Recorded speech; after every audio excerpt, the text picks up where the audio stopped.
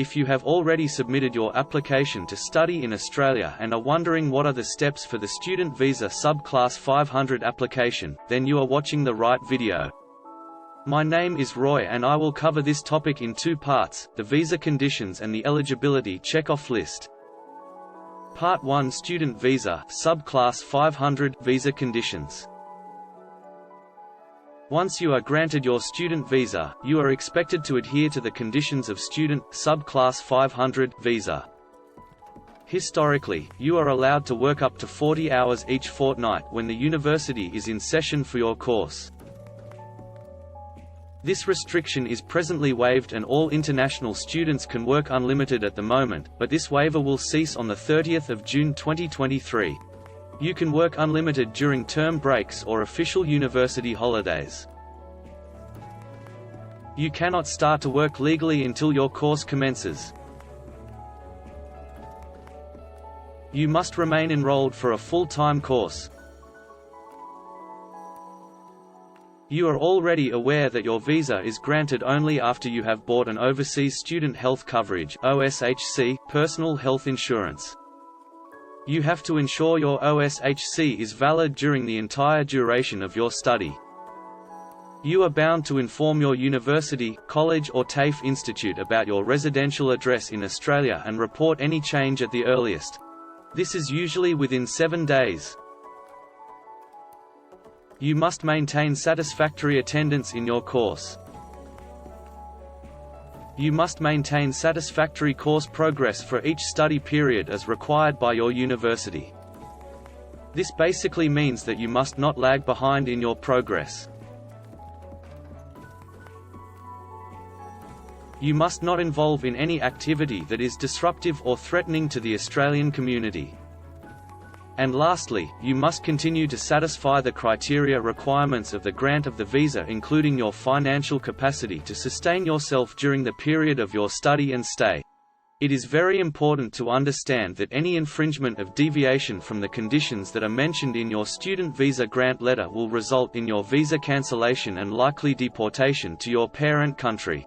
Having seen the Student SC 500 visa conditions, let us now see what entails the eligibility criteria for the grant of student visa.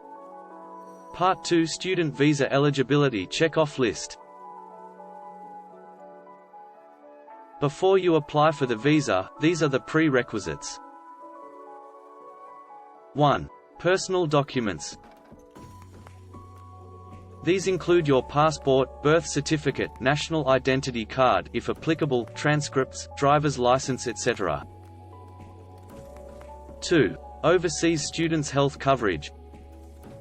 You must avail of a OSHC insurance plan prior to applying for the visa.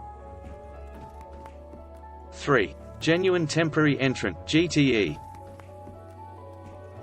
This I had mentioned in my first video too. You must provide enough evidence by means of a personal statement that you are genuinely intending to study and improve your skills and knowledge and will return back to your parent country. Australian immigration is very concerned that students use education as a way to stay in Australia. 4. Financial capacity. This is another important check. You must provide enough evidence of availability of funds to cover your travel, course fees, insurance and cost of living for at least 2 years. 5. Health requirements. You must be ready to undergo a medical examination for the student visa. 6. Enrollment in a registered training course.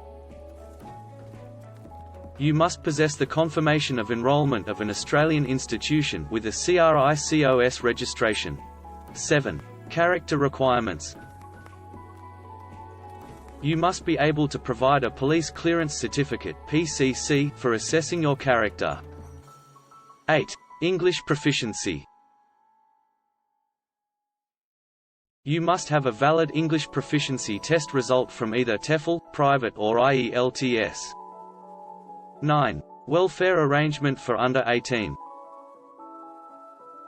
If you are under 18, which is possible if you are enrolled in an undergrad course, you must provide evidence for a welfare arrangement including accommodation in Australia. 10. Family arrangements.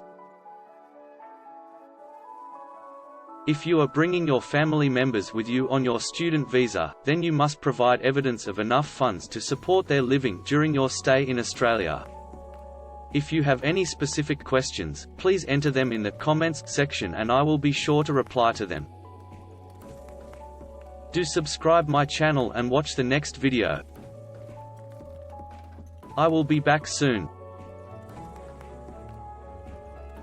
Check out my video on how to apply to study in Australia in 2023.